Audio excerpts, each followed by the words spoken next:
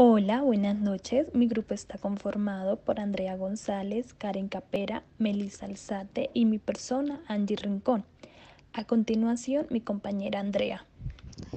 Vamos a explicar el capítulo 5, ¿Quién perdió a Rusia?, a través de este corto video. Entrando en contexto, la lectura nos narra dos transiciones importantes de la economía de Rusia.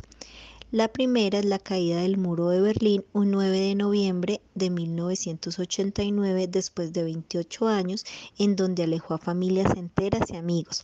La caída fue motivada por la apertura de fronteras entre Austria y Hungría, iniciada en mayo de este mismo año, debido a que los alemanes viajaban a Hungría a pedir asilo en las embajadas de la República Federal Alemana.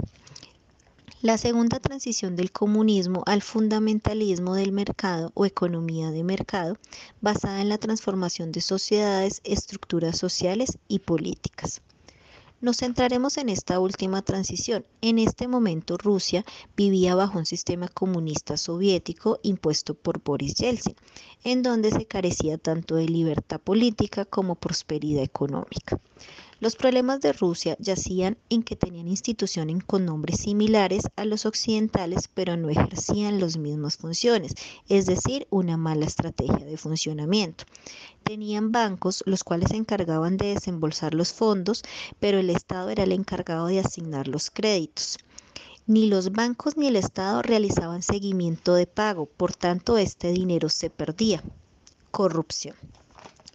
Lo más grave que tenía eran empresas productoras, pero el Estado era quien les imponía el producto a procesar o fabricar, sin percatarse si era favorable para la empresa versus la compra de materia prima, maquinaria u obra de mano.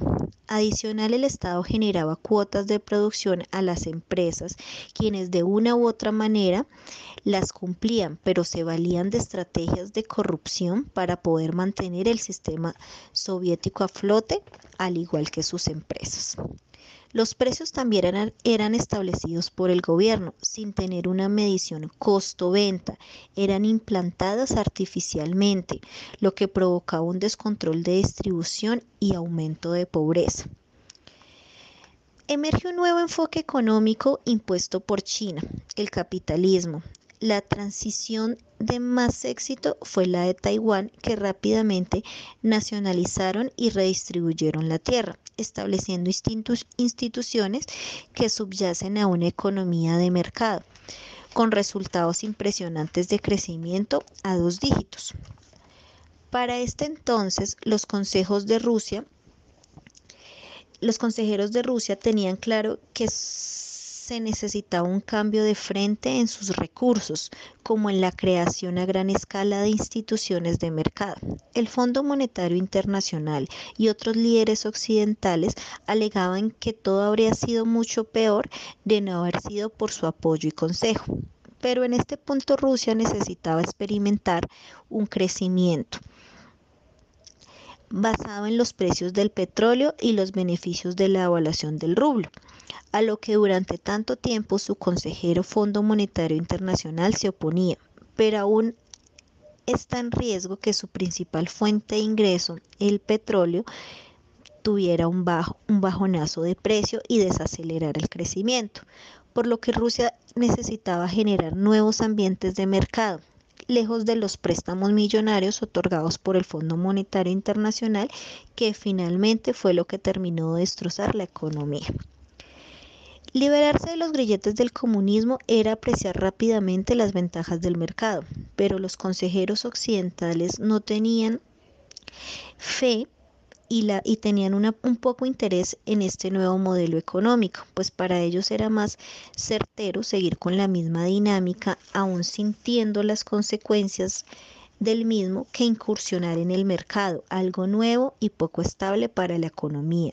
Aún teniendo como referencia China, la economía de mercado, con sus 3 ingredientes esenciales: precio, propiedad privada y los beneficios, uniéndose a la competencia, lograban que las empresas productoras tuvieran un crecimiento acelerado, pero para ellos no era suficiente.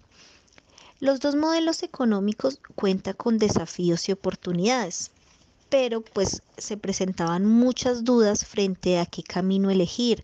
La velocidad de la reforma, a algunos les inquietaba que si no se privatizaba rápidamente y se creaba un grupo amplio de personas interesadas en el capitalismo, habría una reversión del comunismo.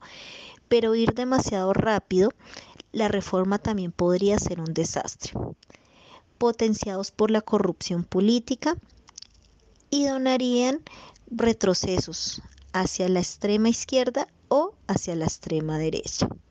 Estas escuelas llamadas terapia de choque o gradualismo se explicarán más adelante. Bueno, para la crisis de 1998, las exportaciones pues tuvieron una caída a nivel mundial. Rusia se ve bastante afectada debido a que el 80% de sus exportaciones eran las materias primas, como el petróleo, gas natural, metales y madera. La inversión se había interrumpido y Rusia ya no estaba produciendo bienes de consumo. El rublo estaba sobrevaluado, o sea, la moneda rusa. Todo esto llevó a que Rusia necesitaría apoyo del exterior para mantener su tipo de cambio. La devolución era inevitable, los intereses locales aumentaron y todo esto llevó a que el Estado debería pagar un 60% de intereses sobre su deuda, lo cual conllevó a un rescate por parte del Fondo Monetario Internacional, llegando a tal punto la suspensión de pago de las deudas rusas y cada vez la crisis fue agravándose. Bueno, en el rescate pues encontramos que el dinero de los préstamos siempre era conducido a las familias corruptas, el país tenía una corrupción enorme con el préstamo de 1998, pues se esperaba que Rusia activara la economía, lo cual no sucedió, puesto que el dinero era desperdiciado, lo cual todo esto llevó a que Rusia se encontrara en alto nivel de endeudamiento. Pues también contaba con una mala administración a pesar de ser un país rico en recursos naturales. Estos pues fueron mal utilizados. Ahora bien, refiriéndome al tema anterior, si en aquel tiempo Rusia hubiera pues sabido utilizar sus recursos, pues no hubiera necesitado préstamos externos. Por esta misma razón, ningún dinero les servía. La única conducción que Clinton y el Fondo Monetario Internacional impusieron a Rusia para un nuevo préstamo era ver un resultado, un progreso. El fondo suponía que el Estado ahorraría mucho y esto pararía en cierta manera la crisis. Muchos creyeron que sería un fracaso que se aproximaba y pues no se confundieron. Ahora bien, en el fracaso pues encontramos que luego del préstamo de 1998, Rusia anunció la suspensión de pagos unilateral, la devolución del rublo y un mayor control al movimiento de capitales. Entre otras cosas, el rublo para enero de 1999 había caído en términos reales un 45%. Con la crisis en Rusia, muchos países latinoamericanos estuvieron al borde del colapso. Incluso el Banco de la Reserva Federal de Nueva York activó un rescate privado para una importante firma rusa, teniendo que éste se declarase en bancarrota y se precipitara una crisis financiera mundial. De cómo las políticas equivocadas malograron la transición. Bueno, en este caso la privatización mal hecha no llegó a incrementar la eficiencia, sino que por el contrario terminó por liquidar los activos. Esto dio paso a la liberación de mercado de capitales y la privatización que facilitó así la salida del dinero pues del país. El Fondo Monetario Internacional como ente mediante en esta liberación de mercado tiene unos programas que en este caso pues no se llevaron a cabo a su cabalidad,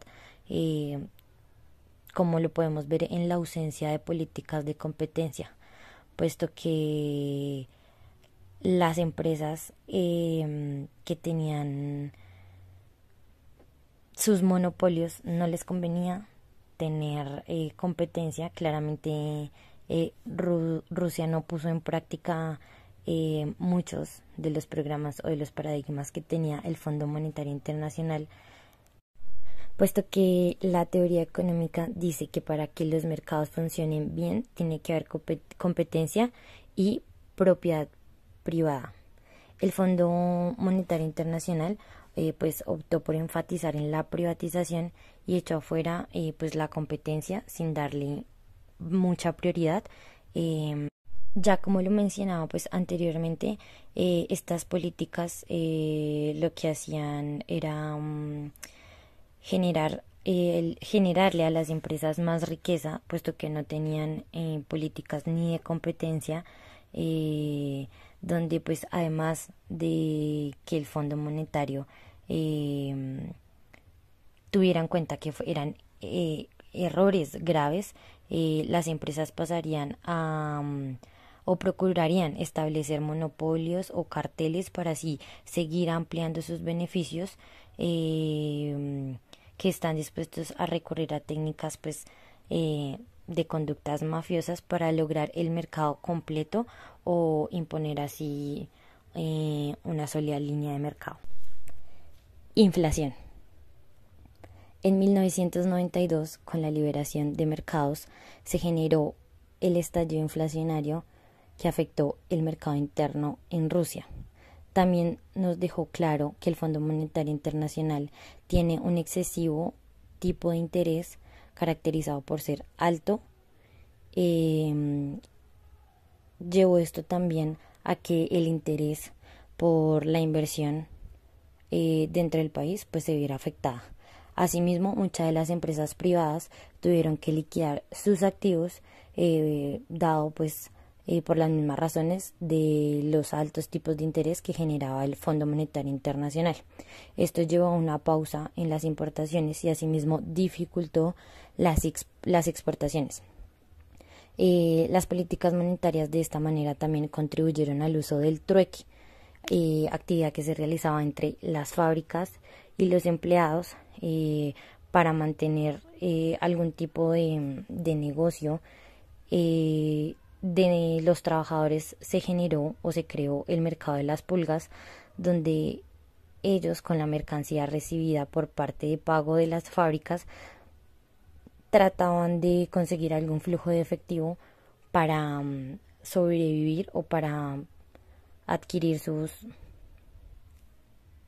elementos de supervivencia. Para finalizar con el sistema que se generó con el trueque, quiero finalizar con que mencionan en la lectura que reemplazaron un conjunto de ineficiencias por otro conjunto posiblemente peor. En donde se pretendía que el Estado no interviniera como tal en la economía, pero pues este caso no sucedió en Rusia, ya que pues incluso se le produjo a los gobiernos locales y regionales una discreción mucho mayor, teniendo en cuenta que las empresas locales no sabían manejar el tema de la competencia extranjera con aquellas empresas pues que venían a ese país, o bueno, iban a ese país a emprender, a colocar sus nichos de mercado y demás. Entonces el Estado como tal no perdió tiempo creando atractivos de inversión, sino que sacaban el mayor provecho de las empresas ya existentes, dándole así pues el espacio a aquellas empresas extranjeras de ganar aún mucho más dinero. Es por eso que muchas empresas pues se fueron a la quiebra, mientras las cuentas de los oligarcas pues rebosaban.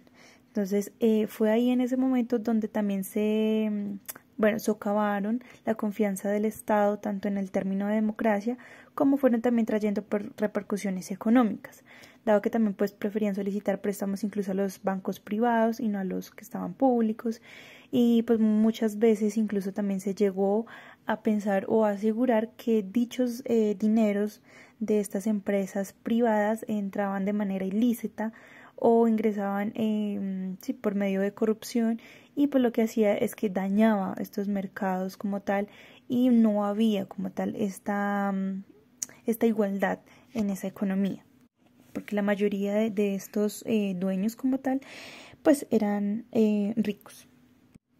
Ahora bien, esto en el contexto social también trajo grandes repercusiones, porque al liberar también los mercados capitales en este contexto, pues la privatización llevó a que muchas empresas crearan grandes monopolios y gobernaran el mercado de bienes, lo que provocó también una gran inflación en este entonces, que las tasas de interés se subieran a los préstamos, y así muchas de ellas tampoco pudieron expandirse por estas tasas, y bueno, que también obviamente trajo consigo el nivel de desempleo y de pobreza, que pasó de un 2% al 23.8% de desempleo, lo que actualmente lo podemos relacionar con Colombia, porque cuando sucede en estas tasas de inflación no solamente se incrementan los precios de la canasta familiar, sino también de aquellos servicios bancarios, aquellas préstamos que decide tomar la población,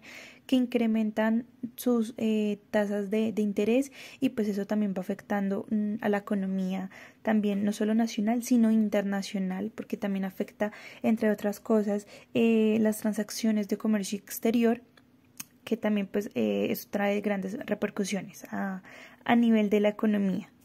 Y aún más pues teniendo en cuenta que la pandemia trajo también estos problemas a nivel mundial. No solamente se habla ahorita de estas grandes potencias, sino que también cae a todos aquellos países donde también fueron afectados, no solo en el tema del contexto social, bueno, en salud y en economía, sino también pues de sus problemáticas como el desempleo y demás.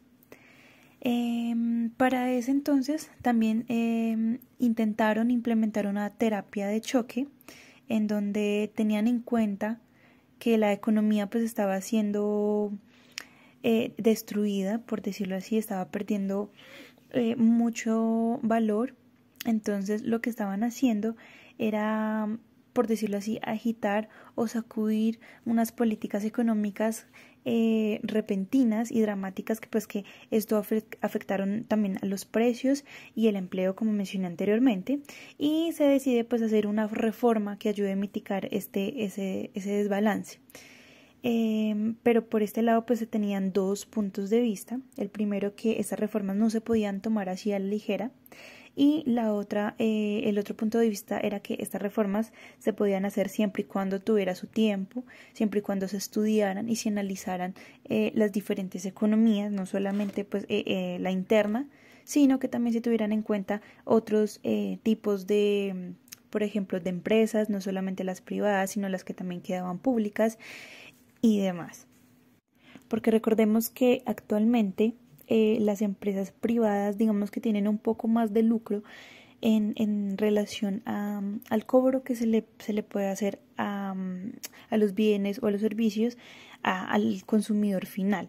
Entonces, esto es lo que se tenía planteado en ese entonces para la terapia de choque, que en cierta medida pues sí ayudaba o facilitaba el acceso a aquellas personas que de pronto no tenían como tal los recursos o no tenían la capacidad también incluso de endeudamiento, pero pues que claramente es importante que estos estudios se realicen con tiempo, que se realicen también pues verificando cada aspecto socioeconómico de la población también,